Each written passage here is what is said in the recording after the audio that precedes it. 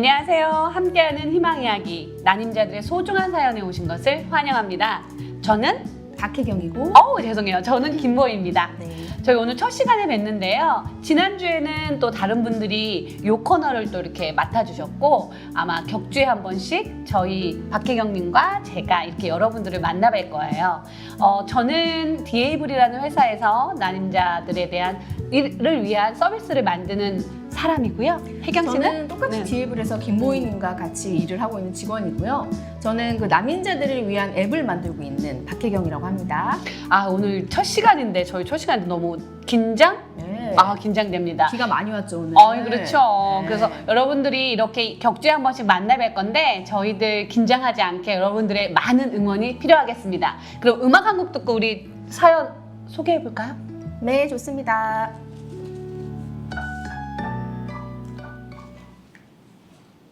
네, 음악 듣고 오셨는데요. 이 노래 아시나요? 네, 여자 아이들의 아픈 것도 딱 질색이니까 그 노래죠? 네, 맞아요. 네, 그게 네. 바로 아딱질이라는 노래였습니다. 자, 그러면 저희 네. 이제 첫 번째 시간 사연을 소개하기 전에 저희가 간단하게 어떤 프로그램인지 혜경님 한번. 저희는 보이님과 저는 그러니까 사연을 위주로 소개를 할 거예요. 난임 여성분들 또는 임신을 준비하고 있는 여성분들이 좀 뭐 힘들거나 이런 부분들이 계시잖아요. 그런 분들이 저희 앱에 들어오셔서 글을 많이 올려주시거든요. 그래서 그런 분들이 올려주시는 앱 그 사연을 토대로 사연을 소개하는 그런 프로그램입니다. 맞습니다. 네. 자, 그러면 첫 번째 사연 한번 제가 네. 먼저 읽어볼게요. 네. 제목은 시험관 하면 애가 아플 거라는 시어머니에 대한 사연입니다. 지난주에 식사 자리에 시어머니께 시험관 시도한다고 말씀드렸어요.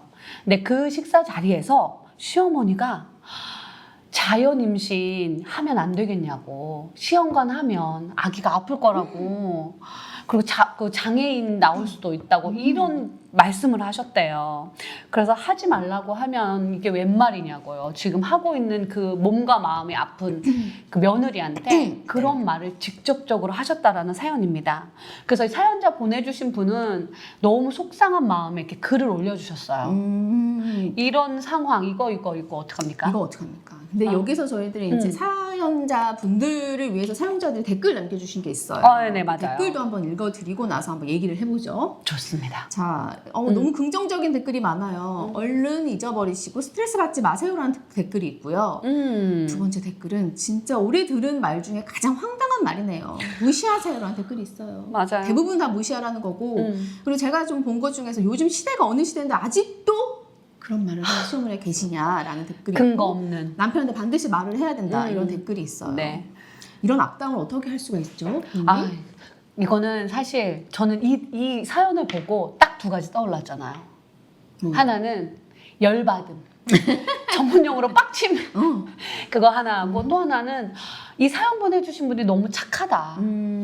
착하다. 맞아. 이런 게 딱 두 가지가 마음속으로 떠오르더라고요. 요거는 제 생각 반드시 이거 남편과 상의를 하고 시어머니한테 다이렉트하게 얘기를 해야 될 맞습니다, 것 같아요. 맞습니다. 왜냐면 요즘 시대가 시대인지라 이렇게 며느리한테 이런 악담을 퍼부으면 절대 안 되죠. 본인의 딸이라고 생각을 하셔야 되니까. 그렇죠. 네, 근데 약간 또 시어머니 입장에서 얘기를 하면 그 시험관이나 인공이라는 그런 단어 자체가 약간 부정적인. 부정적이고 거기서 파생되는 단어가 조금 약간 부정적일 수도 있고 잘 모르시니까 그럴 수 있기 때문에 그 시험관이나 인공이라는 단어에 대해서 정확하게 설명을 드리는 거 이건 자연임신과 별과 다를 바가 없다. 맞아요. 며느리가 대신 좀 더 고생을 해서 아이를 똑같이 갖는 거니 이렇게 말씀하시는 굉장히 서운한 일이고 나의 마음을 잘 도닥여달라. 근데 그런 걸 말씀을 드려야 될 남편한테 맞아요. 반드시 그렇게 이야기를 해야 된다. 그럼요. 남편이 맞아요. 약간 울먹울먹거리며 울먹울먹거리며 아주 중요해요. 해야죠. 중요하죠. 울먹 나 너무 좋아. 근데 어떻게 어머님이 나한테 전화를 하셔가지고 이런 일을 이렇게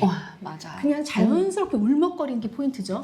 그렇죠. 그럼요. 눈물이 핑. 그래서 이게 저는 또 하나의 그 방법이 뭐냐면 사실 이런 건 혜경님 얘기처럼 정확하게 이야기를 하셔야 돼요. 남편뿐만 아니라 시어머니께도 정확하게 이야기를 해야 되는데 이게 가족이라는 둘레 안에서 둘이 뭉실하게 넘어가는 경우 진짜 많잖아요. 맞아요. 거기서 시자 들어가면. 그럼요. 한 번 되고 두 번 되고 맞아요. 그렇기 때문에 이런 부분은 정말 건강한 관계를 오래 유지하기 위해서는 반드시 한번 이야기하시고요. 네. 그리고 이렇게 커뮤니티에서 사실 이런 사연이 이 사연 보내주신 분뿐만 아니라 제 주위에도 너무 많아요. 너무 많아요. 이게 진짜 드라마에서 있을 법한 일일 거라고 생각하시지 마시고 이제 맞아. 현실적으로 주위에 둘러보면 두 집 건너 한 집씩 꼭 이렇게 맞아요. 막 이렇게 너무 막말을 하시는 네, 분들이 맞아요. 주위에 있기 때문에 그런 분들은 걸러내는 그 멘탈을 조금 키우셔야 되고 네. 이런 커뮤니티에서 댓글을 이렇게 같이 소통하면서 이야기하는 그런 창구도 또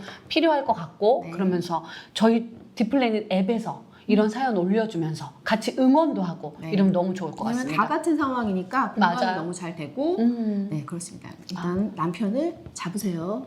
그거 정답이죠. 네. 그러니까 우선은 그거는 정석이에요. 정석대로 가시고 그 외에 내가 스트레스 팔 수 남편을 잡는 게 그럼요. 정석이죠. 정석이죠. 그건 반드시 이야기해야 돼요. 맞아요. 그렇기 때문에 굉장히 좀 하지만 좀 뭔가가 좀 이렇게 전략이 있어야 되니까 아까 전략 뭐라 그랬죠? 울먹이기. 울먹이기 그 전략을 한번 쓰면서 함께 울먹울먹.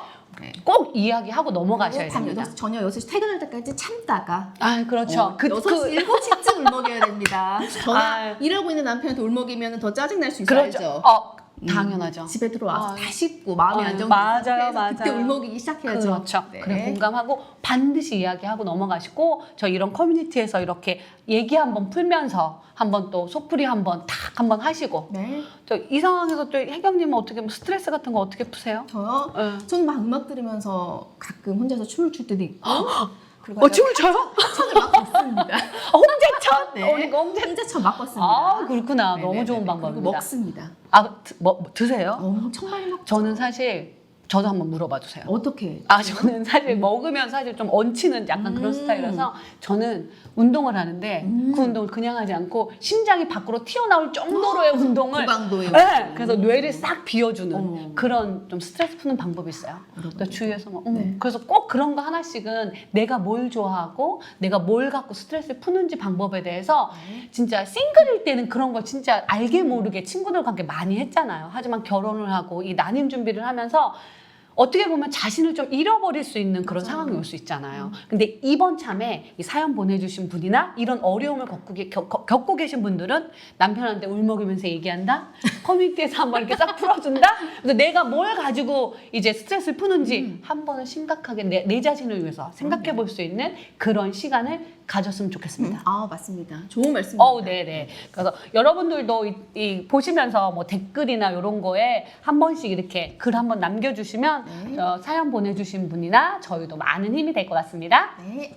자, 이제 얘기를 너무 많이 했으니까 우리 두 번째 사연으로 넘어갈까요? 두 번째 사연 좋습니다. 네. 제가 읽어드릴게요. 네. 네. 넘겨주세요. 네. 감사합니다. 자, 제목은 네. 둘째가 안 생기니까 다 내 잘못 같고 너무 힘들어요라는 글이에요. 자, 6세 아이를 키우는 맞벌이 워킹맘입니다. 저희도 워킹맘이죠. 그렇죠. 저희 워킹맘이에요. 네, 계획이 없었지만 둘째를 임신했었는데 유산을 2번 겪었습니다. 그 이후로 다시 둘째를 갖고 싶어졌어요. 난임 검사를 했는데 저는 문제없고 남편은 좋은 편도 아니지만 자임을 시도해 볼만 하다고 하더라고요. 근데 유산 후 3개월째 배란 유도를 하면 시도 중인데 임신이 잘 안 된다고 하세요. 그래서 이게 준비 기간이 너무 길어지다 보니까 좀 맞아. 지치고 심신도 지치고 가정에도 소홀하고 여러모로 소홀을 하죠. 첫째 아이가 있으니까 너무 맞아. 힘들죠. 그래서 남편과의 관계도 너무 안 좋아졌다고 하시네요. 근데 이 마음 너무 이해가요. 첫째를 위해서 동생을 갖고 싶으시다고 하세요. 그래서 몸 관리를 위해서 걷기 운동도 하고 아르기닌 복용도 시작을 하고 금주도 하고 다 관리를 하시는데 왜 둘째는 안 생기는 걸까요? 남편과의 관계 회복이 먼저일까요? 그러기엔 시간이 너무 오래 걸릴 것 같은데 이거 어떻게 할까요? 첫째가 있어서 둘째도 갖고 싶은데 포기가 안 되신다고 하시네요. 근데 둘째 생길 때까지 내려놓지 못할 것 같다는 사연이세요. 아이고 안타깝습니다. 이게 어떤 상황에서든지 사실 좀 첫째가 있고 또 아이가 동생을 원하면 이런데 되게 몰입할 수 있는데 여기에 대해서 댓글을 어떻게 달았는지 제가 한번 소개를 한번 해드릴게요. 첫 번째 분 댓글은 남편하고 개선이 먼저다. 그래야 임신하고 출산해야 좀 더 낫고 행복하게 갈 수 있다. 그리고 또 이게 애 낳으면 사실 애 가지는 과정에서도 그렇고 남편의 협조가 굉장히 중요한 역할을 하잖아요. 그래서 첫 번째 댓글은 남편하고 관계 개선을 먼저 하시라. 요렇게 해주셨고요. 그리고 또 그러니까 우선 집안일을 덜어서 스트레스, 피곤을 줄이는 게 먼저라고. 그러니까 내 몸을 먼저 챙기는 게 먼저고 그래야 차후에 남편과 임신 요런 일정도 소화할 수 있다. 이런 댓글을 주셨어요. 네네네. 아 이거 사연 보내주시는 분들 보시면 사실 다 안타깝고 사실 마음 아픈 사연이 굉장히 많아요. 근데 그 중에서 또 이렇게 첫째를 이렇게 낳은 경험이 있고 둘째를 갖는 데 대해 있어서 되게 어려움을 겪으시는 분들이 굉장히 많더라고요. 근데 그거는 첫째도 있고 또 남편도 또 챙기고 또 세월이 길어지다 보니 내 몸도 마음도 지치면서 그런 게 더 어려움이 있는 것 같습니다. 맞아요. 어떻게 이런 분들한테 저도 이 사연 읽으면서 되게 공감을 했던 게 저도 제 개인사를 살짝 말씀드리면 네. 저도 유산을 했던 경험이 있어요. 그러니까 저는 네. 첫째를 갖기 전 저는 지금 쌍둥이를 네네. 좀 힘겹게 가졌는데 쌍둥이 갖기 전 유산을 한번 했었어요. 그러셨구나. 네, 근데 이제 왜냐면 아이를 갖고 싶었는데 기간이 너무 오래 걸렸는데 아이가 안 생겼단 말이죠. 근데 이제 아이가 노력을 해서 하나 생겼었는데 그 아이가 유산이 됐었어요. 초기에. 예, 그래서 엄청나게 몸과 마음이 힘들었고 남편한테 온갖 짜증을 다 내며 약간 양가 쪽에서도 제 눈치 보느라 별 말씀을 못 하실 정도로 왜냐면 너무 중기 기간도 힘들었는데 아이가 생겼는데 그 아이가 유산이 됐기 때문에 너무 힘들어서 그 마음을 너무 이해할 수 있고요. 근데 그 극복을 하는데 좀 걸렸던 것 같아요. 근데 저는 그 극복을 좀 저를 다지는 시간을 많이 가졌던 것 같아요. 그러니까 운동을 너무 열심히 할 수는 없었지만 상황상 약간 그냥 뭐 저희를 위한 취미생활, 뭐 영화를 본다든지 좀 친구들을 만나든지 좀 시간이 지나고 나서 그리고 오히려 저는 좀 얘기를 했던 것 같아요 주변한테. 왜냐면 그냥 갑작스럽게 병원에 유산을 해도 병원에 가야 되는 상황이잖아요. 똑같이 병원에 가야 되는 상황이기 때문에 좀 알리고 조금 그랬던 것 같아요. 그러면서 제 마음을 조금 극복을 하고 많은 사람들과 공감을 좀 많이 얻었고 위로도 받았고 그런 상황이 있어요. 그래서 이 사연이 너무 공감이 되는 상황입니다. 그렇다면 혜경님 어떤 경험자로서 우선 이렇게 좀 정리를 해보면 우선은 나를 먼저 다스리고 내 마음에 추스리고 그 상처를 좀 치유하는 시간이 좀 필요하다. 그 다음에 이제 주위의 도움을 받고 그리고 마음과 몸을 회복했다. 이렇게 정리할 수 있을 것 같아요. 그 주변에 진짜 사실 노산도 좀 많으시고 그러면서 그 중간중간 알게 모르게 이렇게 유산이나 그러니까 임신을 준비하면서 힘들어하시는 분들 굉장히 많아요. 근데 그거는 그 딱 두 갈래? 그러니까 이건 성향 차이도 있겠지만 어쨌든 뭔가가 좀 크게 이렇게 정답이 오는 부분은 그냥 사실 내가 먼저 바로서고 내가 먼저 마음의 치유가 돼야지만 그 다음에 관계 회복이던 뭐 임신 준비던 그 다음 절차가 그렇게 가는 것 같더라고요.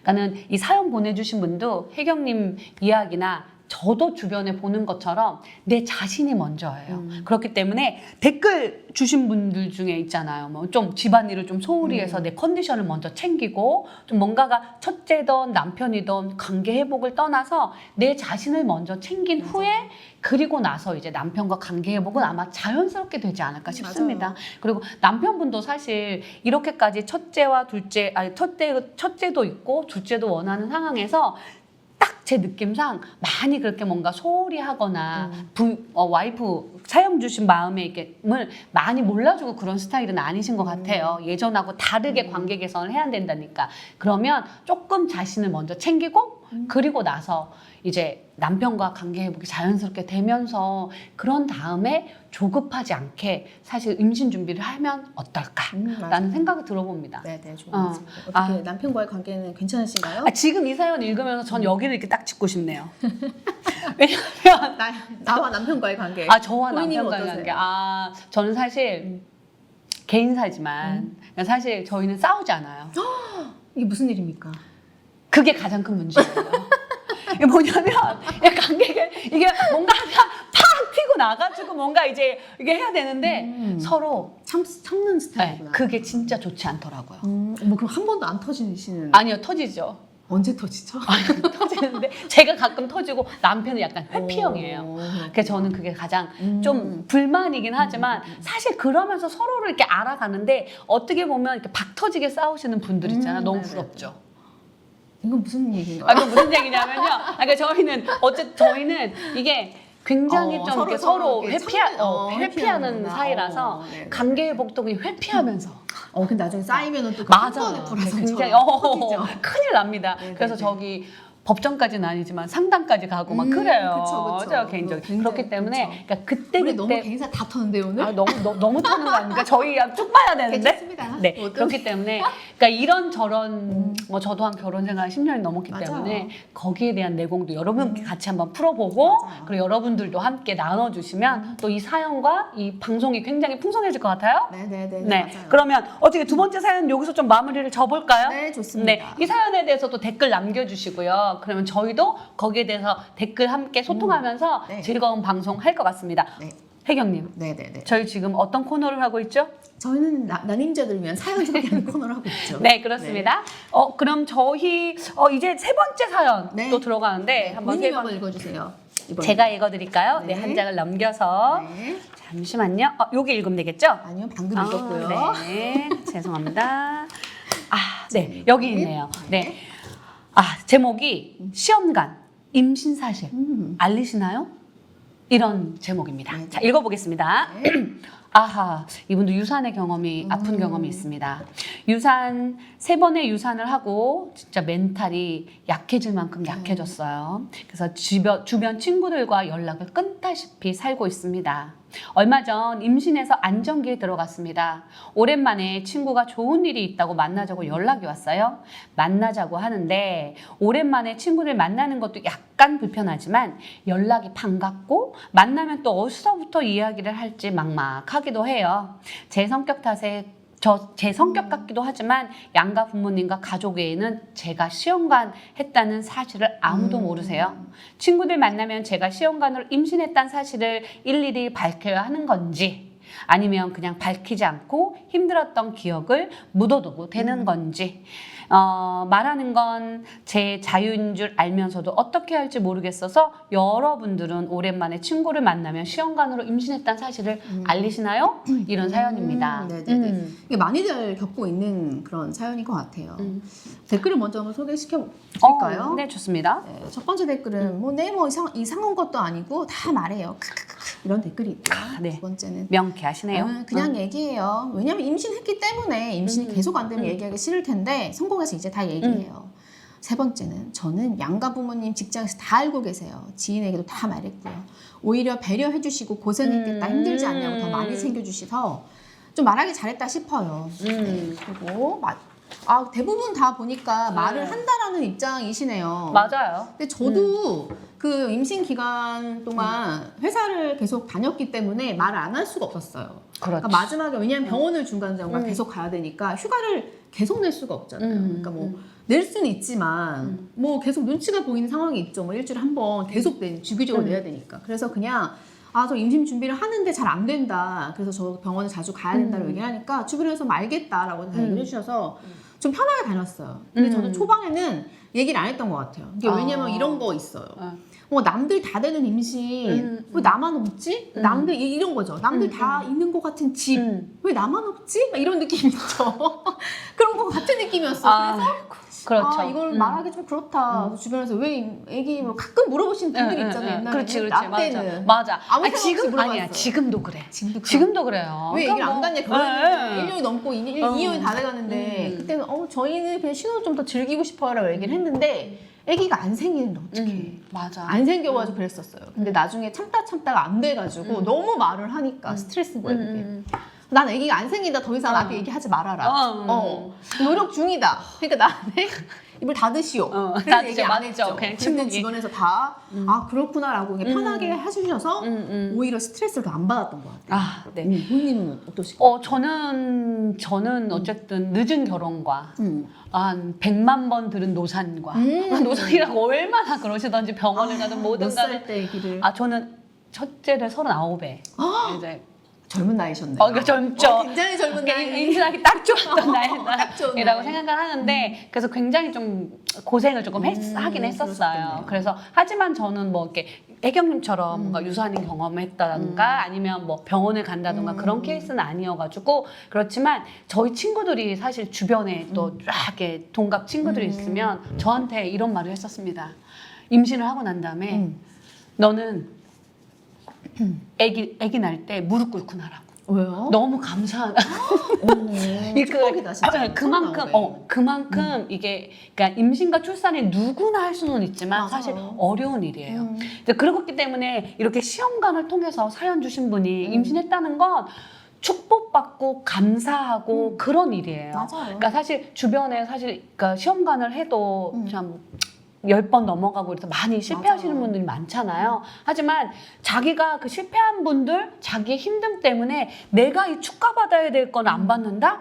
그건 약간 좀 이렇게 후퇴한 생각이라고 저는 맞아요. 듭니다. 그래서 그리고 축하받을 건 받아야 맞아요. 되기 때문에 오랜만에 만난 친구들한테 이야기하세요. 내가 이렇게 고생해서 아기 가졌고 지금 이렇게 안정기에 들어와서 너희들이 이렇게 웃으면서 만날 수 있다 라고 생각하는데 사실 이 사연 주신 분이 어떤 고민을 하는지 전 좀 느낌을 알 것 같아요. 맞아요. 그러니까 뭐 어떤 부분이냐면 오랫동안 연락을 끊었어. 그러니까 본인의 타이에선 자의에선 오래 끊다가 그전에는 친하게 지냈지만 근데 오랜만에 만난 친구들한테 사실 임신이 아니더라도 되게 생뚱맞잖아요. 맞아요. 나랑 같은 업종에 일을 하든지 그렇지 않으면 정말 만나서 뭐 어머 너 예뻐졌네 살 빠졌네 이런 얘기 빼고는 사실 할 말이 그렇게 많지는 않아.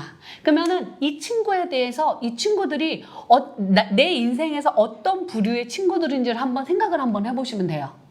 그러니까는 정말 내가 오랫동안 연락은 안 했지만 나의 속마음을 털어놔서 정말 축하를 받을 친구들이 아닌가를 한 번 정도만 생각하고 그 자리에 나가시면 그게 조금은 내가 어느 선까지 얘기해야 된다는 거는 조금 이제 좀 가늠이 오지 않을까. 맞아요. 그래서 저도 댓글처럼 그냥 얘기하고 네. 축하받고 근데 만약에 그 부분에 대해서 뭐 느낌이 쎄했다 뭐 축하하는 게 뭐 친구들이 뭐 거시기 했다 막 그러면 그냥 친구들 안 보면 되는 거고 맞아요. 그렇기 때문에 좀 너무 깊게 생각하지 않으셔도 될 것 같아요. 맞아요.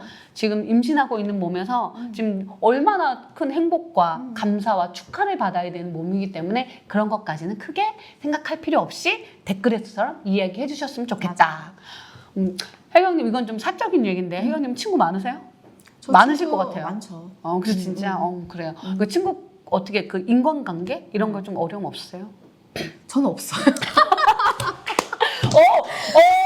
와우. 좋아하는 스타일. 진짜. MBTI 뭐예요? 저 MBTI 저 까먹었어. 뭐 사실. 이 뭐일 거예요, 맞아. 아마. 전 이 뭐뭔데. 전 사실 저는 주변에 친구가 별로 없어요. 되게 많으실 것 같아요. 안 그래요. 저는 이긴 하지만 저는 친구가 별로 없어요. 이 친구에 대한 사연에 대해서 친구들일게요. 걱정하지 마세요. 혜경님, 너무 좋죠. 저 친구죠. 혜경님 저희 이제 친구와 뭐 인간관계 저 할 말이 너무 많거든요. 맞아요. 그렇기 때문에 요거는 또 우리 다음에. 다음 시간에 또 사연 오는 대로 한번 이렇게 썰을 풀어보고 네네네네. 저희는 여기에서 조금 마무리를 해야 될 것 같아요. 네네. 혜경님 네. 오늘 어떠셨어요? 전 너무 좋았어요. 그러니까 제가 겪었던 일들을 같이 얘기를 하고 하니까 마음도 공감도 되고 옛날 생각도 많이 나고 좀 더 응원과 지지를 드려야겠다라는 생각이 많이 들었어요. 네, 본인이 좋습니다. 오늘 어떠셨어요? 저- 첫 시간인데. 저 너무 즐거웠어요. 이거 진짜 직업을 이거 우리 시간 가는 줄 모르고. 그러게요. 금방 이렇게 시간이 갔습니다. 여러분 저희는 또 다음 시간에 또 뵐 거고요. 음악이 어떤 거라고 그랬죠? 네, 제가 제일 좋아하는 유진스의 좋습니다. 슈퍼 내추럴 들으면서 오늘 시간 마치겠습니다. 다음 시간에 만나요. 안녕. 안녕.